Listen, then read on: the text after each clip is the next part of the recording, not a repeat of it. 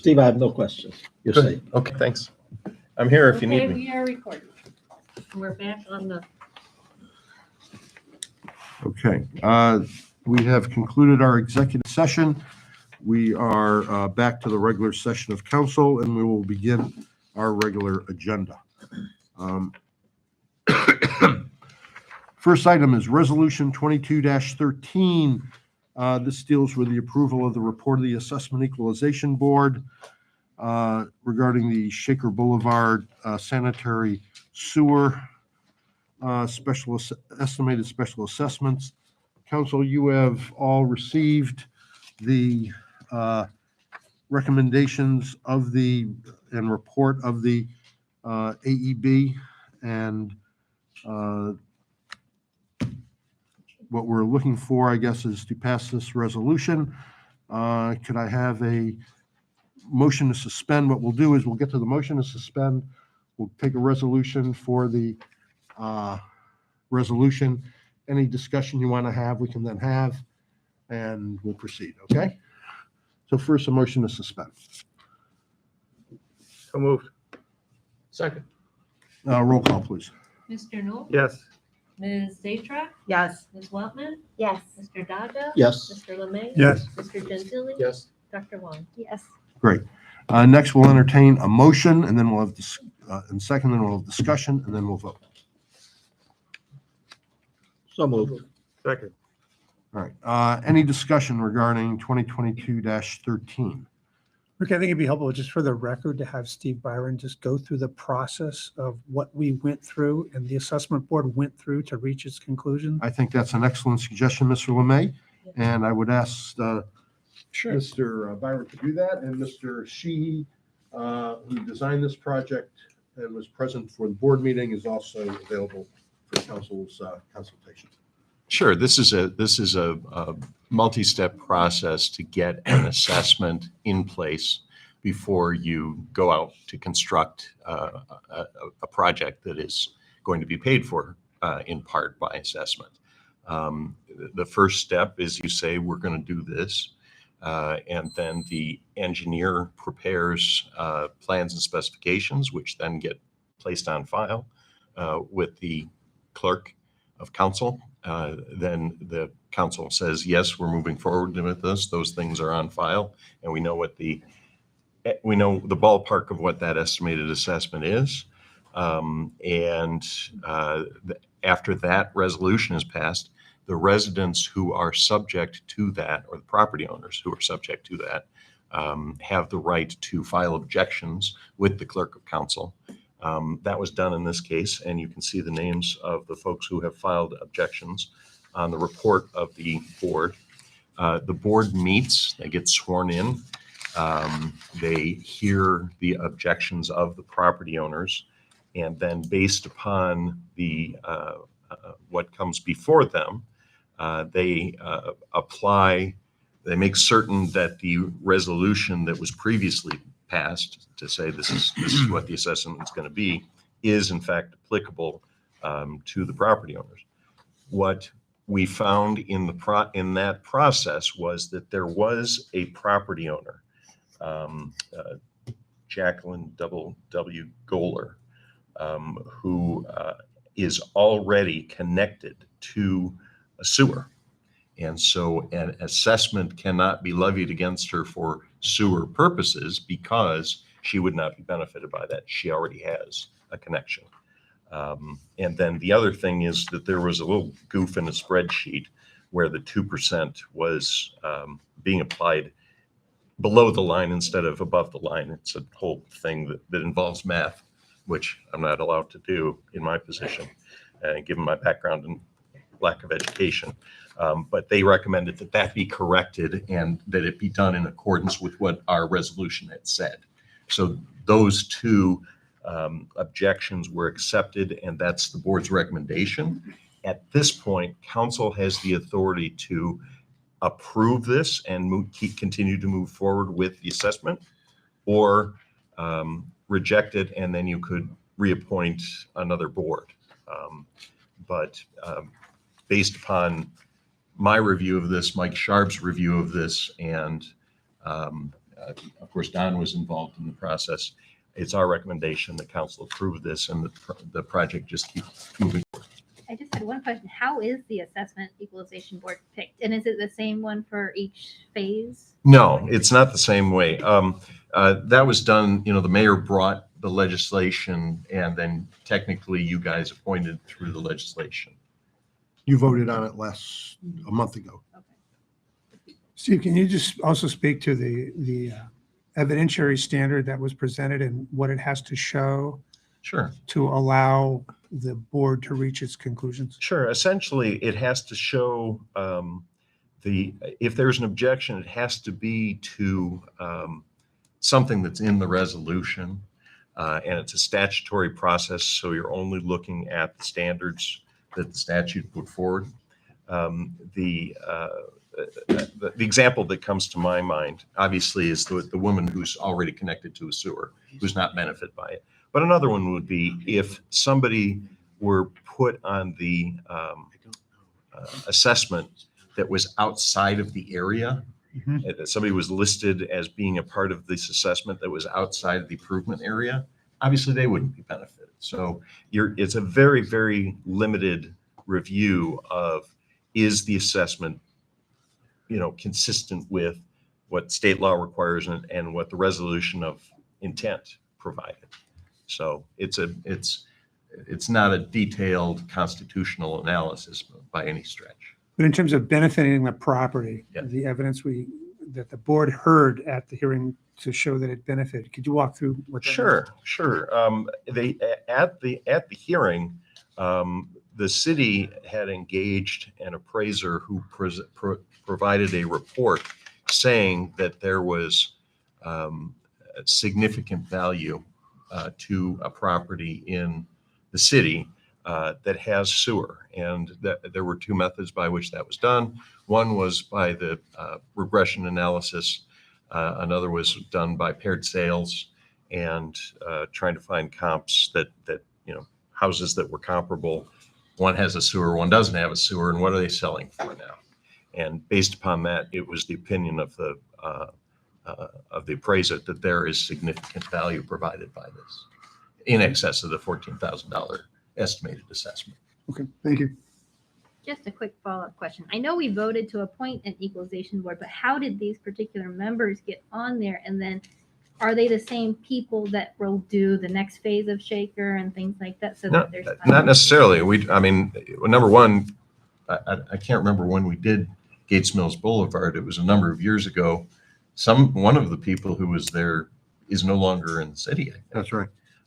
So you never know who's going to be on it. The mayor brings to council the names, and so then you appoint. Yeah, the appointment is by council. Ultimately, the appointment is by council, and you all voted to approve that. Any other questions?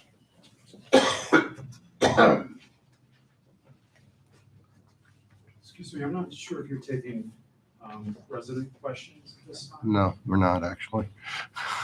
We're not in that sort of process right now. We received your letter, and your letter's been seen and considered by the council. Okay? Well, I'm curious what the basis for rejecting the objections is. Specifically, Yeah. the objections I raised. We'll provide you with a copy of the Equalization Board's report, if you don't have it already. I don't. Okay, we'll be happy to provide that to you. Well, what about this? What about council's view of it? I mean, is council's view the same as the objection? I'm sorry, the assessment board? The council's authority is to either accept the board's report or reject it and appoint a new board. So that's the issue that's in front of them tonight.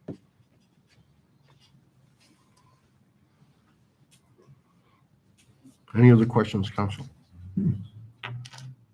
Okay, then let's have a roll call on, we already made a motion and seconded it regarding the adoption of resolution 2022-13. Let's proceed, please, with a roll call. Mr. Knoll? Yes. Ms. Zatrach? Yes. Ms. Weltman? Yes. Mr. Daga? Yes. Mr. Lemay? Yes. Mr. Gentili? Yes. Dr. Wong? Yes. Okay, thank you, council. We now move on to ordinance number 2022-14, which is an ordinance to proceed with the improvement of Shaker and Pepper Creek between two spots and installing sanitary sewers. This is a follow-up to the adoption of the AEB resolution, or permits us to proceed this way. Don, you want to take us through what this is? This allows us to go ahead and advertise for bids for the actual sanitary sewer project, and would allow us to take the next step in getting quotes, getting bids for this project. And this is based upon the engineering that you've already performed. Correct. The Under a engineering prior- is done, and we also, along with this project, we will also be bidding the storm sewer work that the city's paying 100% of the cost for as well. Okay. And any other questions, Mr. Shi, at this point? And you'll come back to us with bids that you expect when?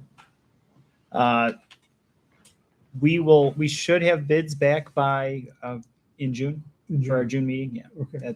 that's the plan right now. And do you anticipate robust bidding, or is it tight out there, or what do you look like?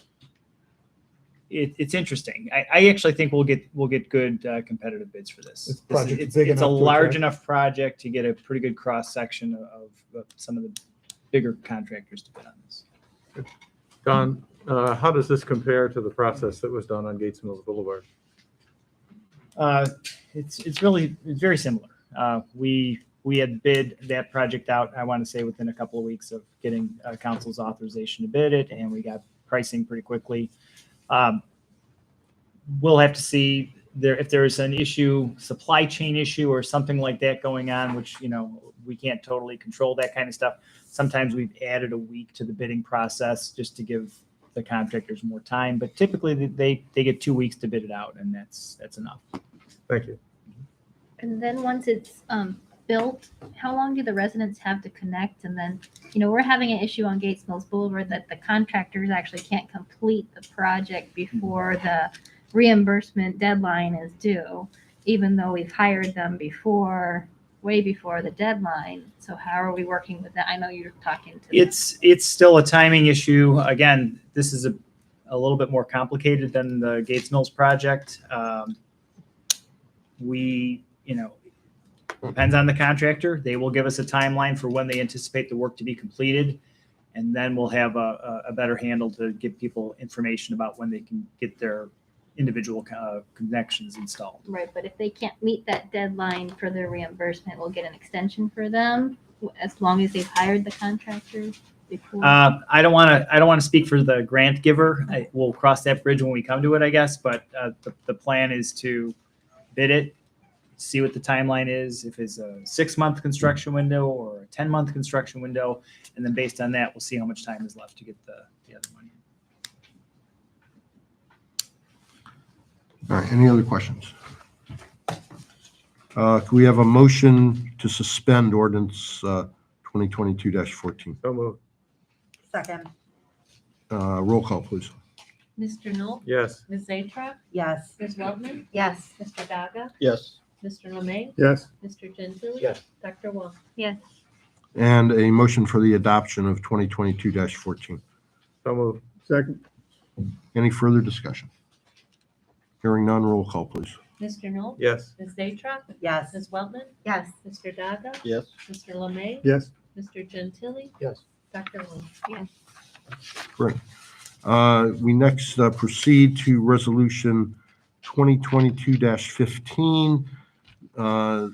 This is a resolution before council. It deals with a reflection of the city's intention to make use of the $10 million safe harbor provision in the ARPA federal designation. Mr. Brzezinski can speak to that better. Thank you, Mayor. A while ago, sometime last year, we went through council and actually set up the fund, of which the money as it comes in will go into that special revenue fund. This resolution lets the federal government know that we're taking what they call the standard allowance, which means the first $10 million that a community receives, they can spend it on whatever they want to spend it on.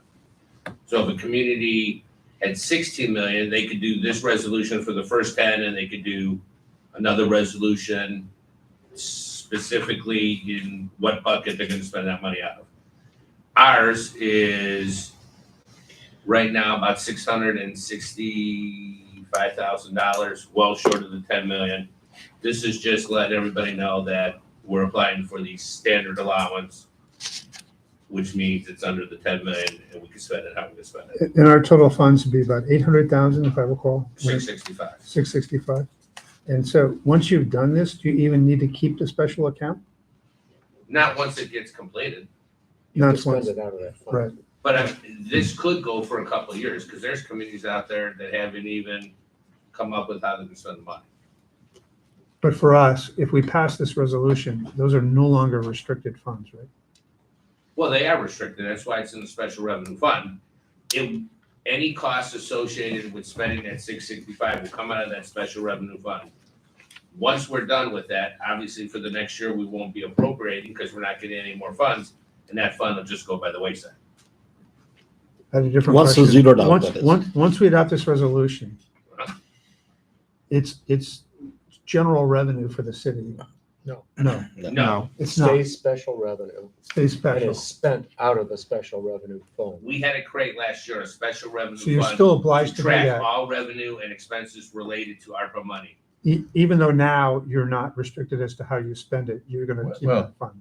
You will be, from the standpoint of, there's an option, there are some things that you could do project-based expenditures. We are not identifying projects to do that. You are correct that it looks like general government spending, because that's the general thing, but it would not be an ARPA project that we're doing, a capital project. So I guess if I continue Jim's logic is, what will happen is the expenses that you might have incurred or you might not have incurred from the general fund now could be paid through this fund. Is that Or a reasonable? for most of our thing, That's what I'm getting to. for most of our thing, it's gonna be the capital projects fund. Okay. Yeah, correct. That's what I'm gonna make sure. I think, Yeah. And we track got it the all same year point, and huh? it'll go away within a year. Let me try it. Yeah. Once money comes into the city, into a special fund, any special fund, be that the state highway fund, the Whatever. whatever, right? Or this one.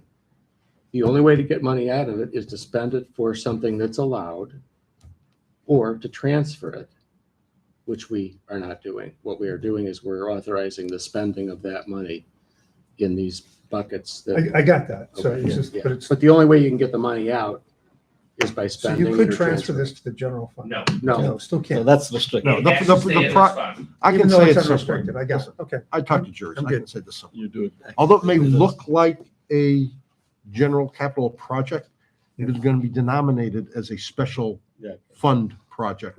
That way we can pay through that. That's all. And so the council knows, we are in conversation with the county regarding trying to acquire additional ARPA funds that are available through county resources that they are distributing. There are certain funds that were given to the county to distribute to municipalities, and we're actively engaged in trying to secure that.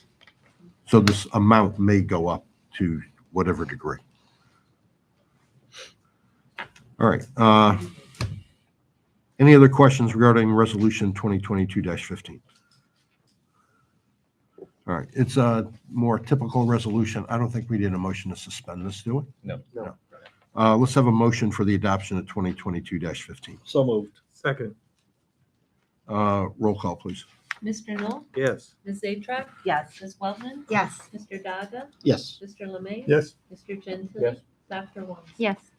And our final agenda item this evening is we ask for a motion to authorize the city engineer to design and bid Phase 2A of the Shaker Boulevard Sanitary Sewer Project. This is only for the engineering, which is a predicate to the other steps that we would see. Don, you want to? And Mayor, I if I haven't could said just it. jump in real quick. Yeah. We are gonna just take out and bid phase two. Because we're not bidding, this is strictly to authorize Don to design. Yes, okay. So strike, the motion will only be to design the Shaker Boulevard, and we're removing that bid aspect. That's not supposed to be there. Remind us what phase 2A is. There are a number of side streets that branch off of Shaker Boulevard on this run of sanitary sewer that will be serviced by extending it to some of these side streets. So if you go down Shaker, Alvord's one of the side streets where Forest and Edgewood are, Chatham, those streets on the north side of Shaker and just south. That's the expansion into some of those other neighborhoods. This is a whole new sewer project. Though, It's that another- we'll do next year probably, or We've already received the grant for this. for this part 2. Yes, For this part two, we have the funding grant. from Regional Sewer District for this one as well. This was the largest grant we've received so far. And we didn't combine it with this project because, Two reasons. I think you have a better chance of getting funded if you do it in Break more it up. manageable chunks. And secondly, this particular piece, now that the Shaker piece is designed, from a design standpoint, we know what we're building beyond that. Prior to that, the whole thing would have just been a contingent a upon. bigger guess as far as where Ah. what the design is. And So it's more so- efficient and effective to do it this way to rather do it in than. pieces, right? There's a design component that until you've built the first piece or you're darn close to building the first piece, you really don't want to go extend yourself too far out on what the next piece is going to look like. Got it. Do we know how many pieces we have to these projects? In general terms, if you look at a map of the whole city, there's still 50%. 1,200 septic systems out there. So it could be a number of them. What we run into issues with is trying to come up with logical pieces. Everything that we're doing right now drains to what's an already existing pump station. Once we get beyond this, we're going to be in an area where we're going to have to build some new pump stations. That complicates the design a little bit. And so we don't have those other pieces necessarily figured out. And in some places, the cost would be so high that it would be prohibitive to. There's some that it just doesn't make sense, even with outside funding to go for it. So there are going to be some little fragments here just because of the nature of the terrain in Pepper Pike with the rolling hills. There are going to be some spots that just it won't be economically feasible to time. Any other questions?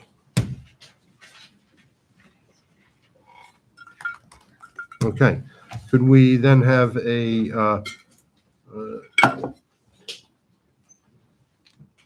is called a motion. We don't need a suspense. Just a motion, just a motion. Could we have a motion to authorize the city engineer to design the Shaker Boulevard sanitary sewer replacement for 2A, phase 2A? So move. Second. Roll call, please. Mr. Knoll? Yes. Ms. Zatrak? Yes. Ms. Weltman? Yes. Mr. Daga? Yes. Mr. Lemay? Yes. Mr. Gentili? Yes. Dr. Wong? Great. Next, before we get to our committee reports and department heads, I would like to introduce to council the branch manager of the Orange Cuyahoga County Library, Tony Farino. Mr. Farino, welcome. So glad you could be here this evening. And please introduce yourself and let us hear from you. Yeah, hi everybody. Some new faces on council since I've been here last. It's been a few years. Tony Freeman, branch manager of the library down the road. Just wanted to talk to you about some new services and some old services that we're doing still. So we've got a new website up as of the 3rd of May. So if anyone uses the library website and they've used it on their phone in the past, it's pretty clunky. So we've made vast improvements on the mobile site. I, along with another manager, we implemented a live chat on the website. So you've seen live chats elsewhere in other customer service sites. We actually have live people. So if you're lost on the site or you need any information in our normal business hours, hop on chat and ask us. We're happy to help you out. We've got our summer reading program coming up here. It's our 100th anniversary in November. So we're doing like a kind of happy birthday to the library. For this branch, it's 100th anniversary or the For system? for the whole system. For the system, okay. Yeah, for this branch, that dated back to, they were in the school 50, 60 years ago. And our former friends of the library, Richard actually helped us get into the new location. So we've been there 7 years as of April. So we've also got a cool thing coming up in the fall. We're working with Real Abilities Film Festival, and they screen films about people with disabilities every October and November. So the county's getting involved at our administration building and at the Orange Branch. We're actually going to show 2 short films about children with disabilities. We're going to have Board of Disabilities and Down Syndrome organization, as well as Milestones. So you can spread the word. We're going to try to get as many people out as we can to get some awareness. And they're going to have some pretty cool activities for the kids that day. Another new service, we have digital navigators. So these are 3 people in the system who assist anyone one-on-one with computer help that they need. If they need to sign up for benefits, need a telehealth appointment, basically anything they really need. And it's one-on-one, which we generally don't do in the library. It's an hour-long appointment. So there's a number they can call, or they can visit the website to actually sign up for that. And some oldies but goodies, we're still doing passports. So if you need a photo, you need to renew it, you need a new passport, we're doing that still. We've got in-person story times and in-person programs coming back. We've got meeting rooms, so you can book those 3 months in advance. Any nonprofit groups can get those. Study rooms, people can now book a week in advance. They can do that online. So that's something new we started during the pandemic. We've got Zoom licenses that we run out. They're 2 hours for up to 300 people. So if you don't want to pay for a Zoom subscription, you can actually sign up for one online 24/7, which is pretty cool. And then any homebound or residents that have trouble getting into the library, we have Library to You. So we can actually mail those through USPS Media Mail. So we can actually get books in hands for people that can't make it in. It's kind of all I got, unless anyone has any questions about the library. We're doing some great stuff, so if you haven't been there in a while, stop in, say hey, and get out some books or movies. You had one item that you forgot. You sell candy bars. We do sell candy bars. We support Mally's and sell the Mally bar. If no one has used the Overdrive system for audio books, you should use it. It's fantastic. So huge selection of books. It's a fairly intuitive software system, and when I'm going on a long drive, I get the Overdrive book, and it's a great service. Yeah, exactly. Yeah, a lot of people picked that up during the pandemic, so we lost them in person, but we gained them through Overdrives. But if you have any questions, I'm going to drop business cards off on the table, and shoot me off an email, give me a call, or like I said, stop in. I'd be happy to talk to you. This is great. Are you going to have a celebration for the 100 years on a certain date? We're going to put something together here. We're going through all our photos. So we're going to have a slideshow and kind of history of the Orange Branches. We're not 100 years old, but we came in soon after the county started. So we'll have some cool stuff showing our history too. Great. And I just remind everyone that the Orange Branch of the Cuyahoga County Library is in Pepper Pike, Ohio. Even though we're all on the other end, yeah, we're so lucky. It's such a valuable resource for our community, and I know the Friends of the Orange Library, the amazing work that they do in programming provided. We're so lucky. Our family uses it all the time. Yep, I'm a frequent flyer there with my daughter. Yep. We got seeds from the Seed Library. It's just an endless resource. So thank you for coming. Thank you. I appreciate it. Thanks everyone for letting me talk. Thanks a lot, Tony. Thank you. Appreciate it.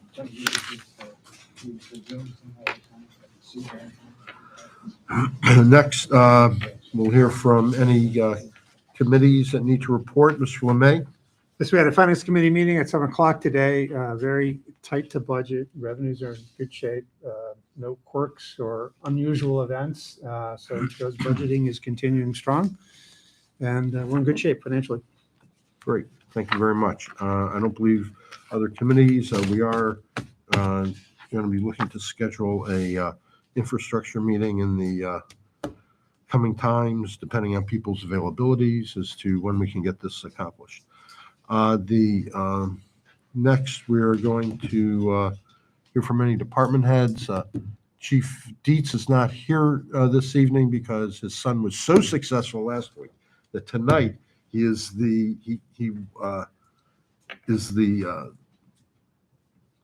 most prominent or the fastest kid in districts. What is he? Wow. What's He's he the top seed Top seed in the 400. in the 400 districts. And Really? he's at Austin Town Fitch tonight.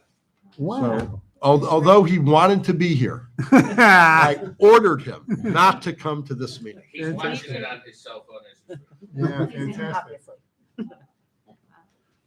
So best of luck to young Dietz.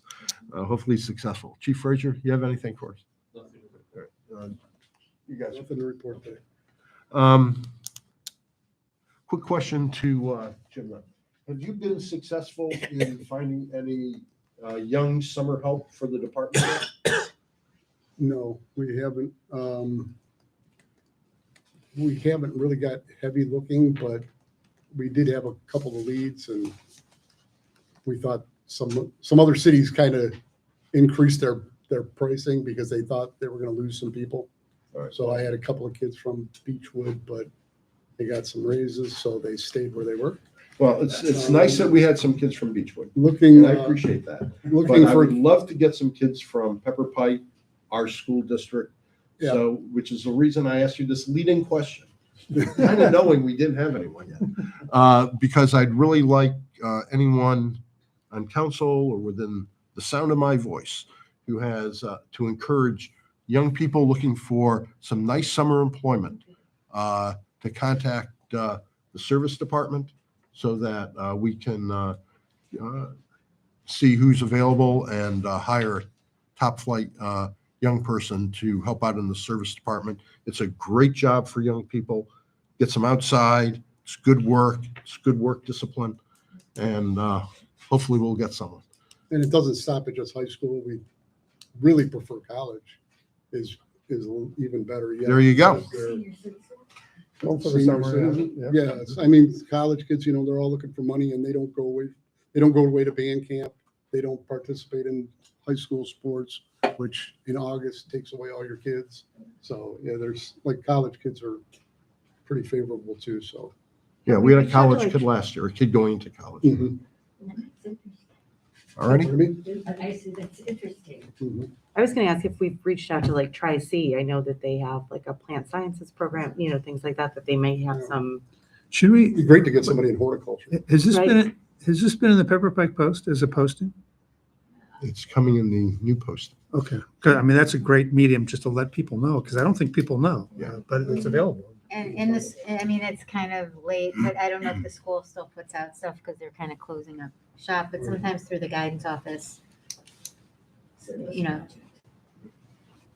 So, put information out as far as summer work, even though they're not college kids, but It's all works. yeah. okay, thank you, Jim. No problem. All right, we're to my report then. I want to thank the members of the Assessment Equalization Board, Mr. Rinker, Mr. Rosenberg, or Ms. Rosenberg, and Mr. Margolis for their dedication to listening fairly to the objections and getting that report to council. So thank you very much for their dedication to the project. I want to just call to remind council that this Monday at 10 o'clock a.m. we'll be conducting our Memorial Day commemoration.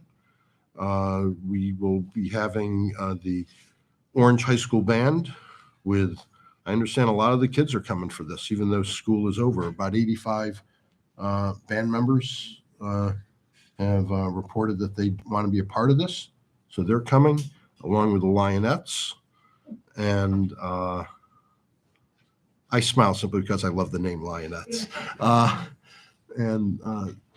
Our special speaker Monday will be, as I mentioned last week, Mr. Larry Morrow, really a titan of Cleveland broadcasting, member of the Broadcasters Hall of Fame, I guess, and is a very, when you hear, if you were around Cleveland and you haven't heard Larry recently, when you hear his voice, you will know you're listening to Larry Morrow. It's a very distinctive voice. And I know that Larry is a former Marine, has some wonderful stories to share, and I'm very happy that he can make the time to be with us this Monday. The other thing that I would mention, although there is sadly so little we can do about it, is there can't be anyone who hasn't heard about the tragedy yesterday in Texas, which follows less than 2 weeks from the tragedy in Buffalo, which follows on more mass killings in 2022 each day than there are days in the week.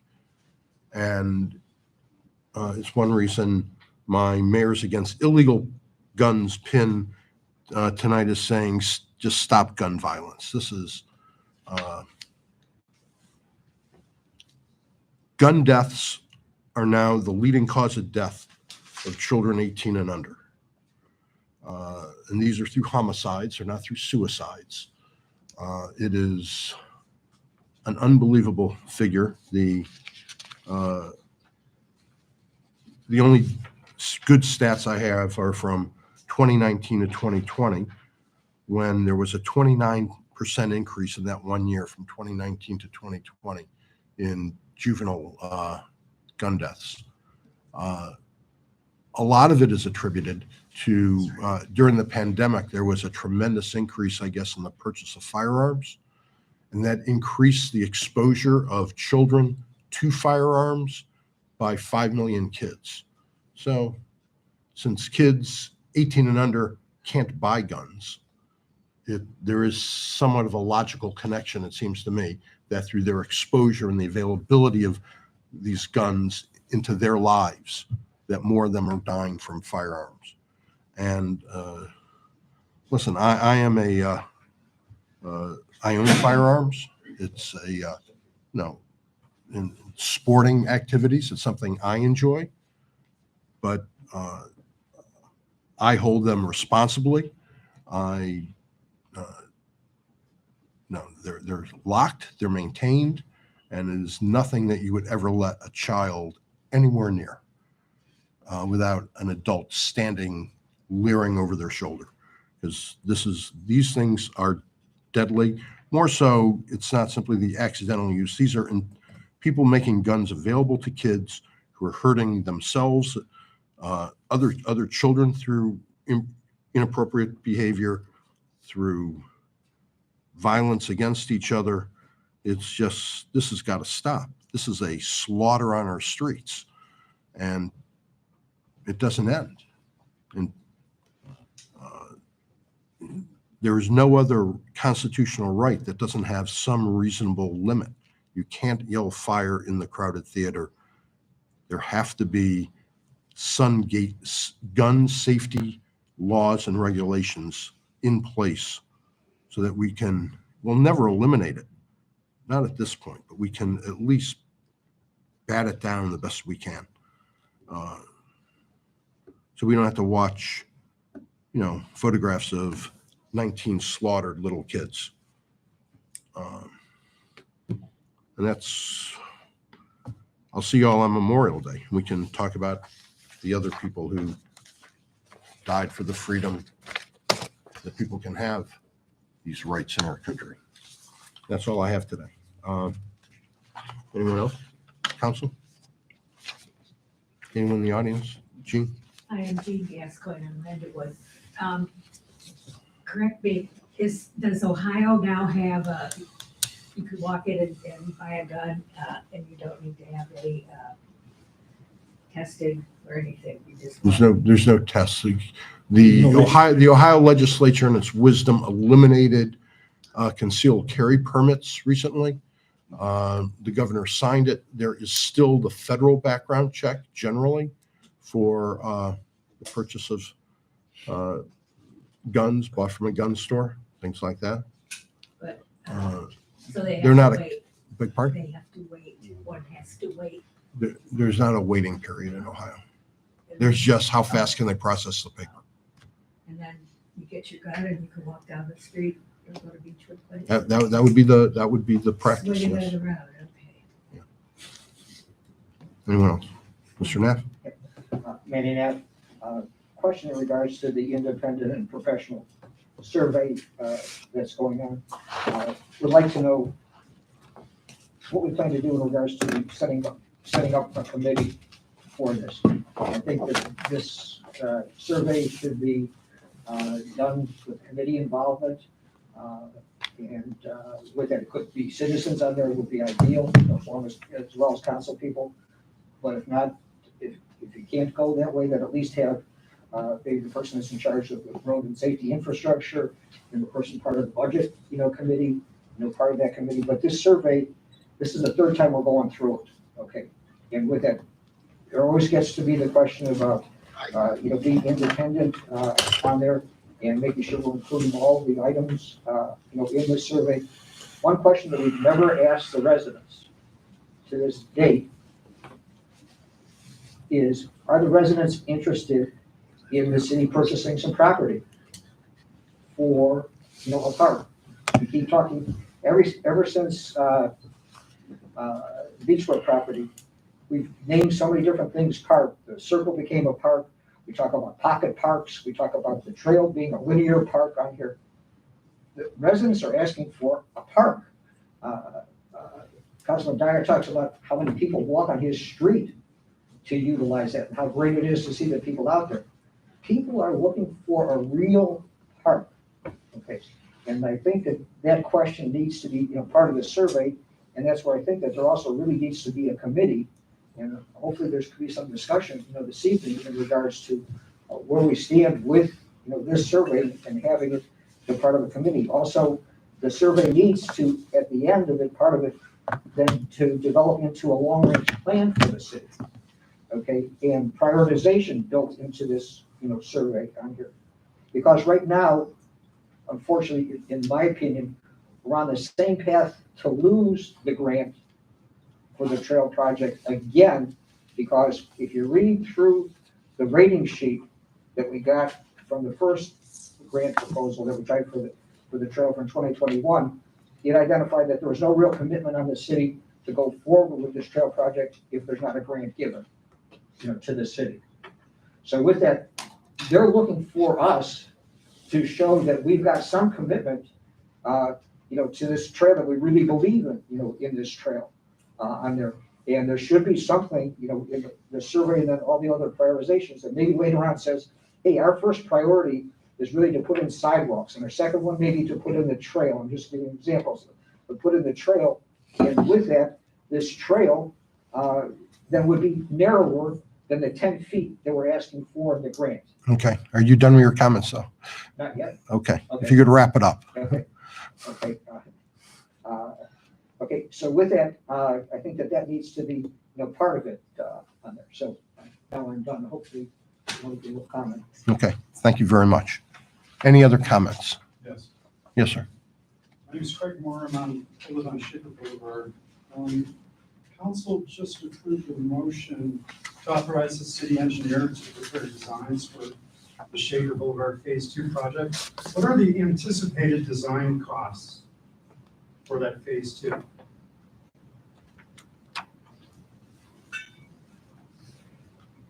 Thank you. Off the top of my head, I don't know. I don't know what the design number was. I guess we don't know the answer to that, Mr. Moore. I'm sorry. Do you know what the design costs incurred for the Gates Mills Boulevard project were?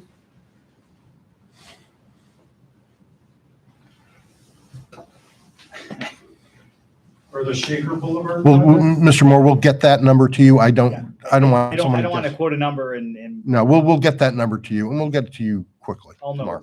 Okay? Is it $10,000? Mr. Moore, we're not going to guess at it. I just try to really politely tell you, we'll get you the number promptly, but no one up here is just going to guess at a number like that. We'll get you with the number though. Okay? You've made the request and we'll get it to you. But Okay?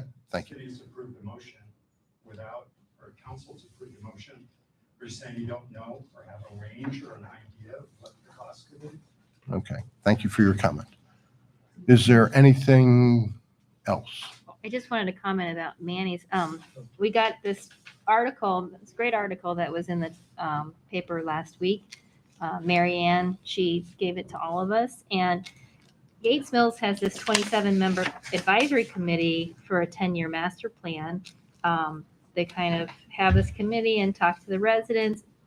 Maybe this is something we could consider doing with the survey, because they're also doing a survey of their residents and figure out their top priorities. And that way we can have kind of a master plan for the residents. And they talk about how they have, picked different people, and 27 members, that's a lot. Maybe we don't need that many. But as Manny said, maybe we could consider some people on that survey committee so that we can. I noticed the questionnaire is on their website. I'm anxious to look at it and see what they're doing. Okay. Might be a good source to draw from. And then I was at the NOCA meeting last Thursday, the Northeast Ohio Council Association, and they had the urban planners there, which was really informative, saying how Cleveland's population is decreasing and how we need to draw people to the ring suburbs. And this is a great opportunity to figure out how we can draw people to Pepper Pike to be residents here. So. Well, I'm glad you heard that comment, because that is exactly what our own urban planner has been saying for a number of years. So I'm glad you heard that comment from them. Yeah. So thank you. Anything else? Anyone? All right. We are adjourned. I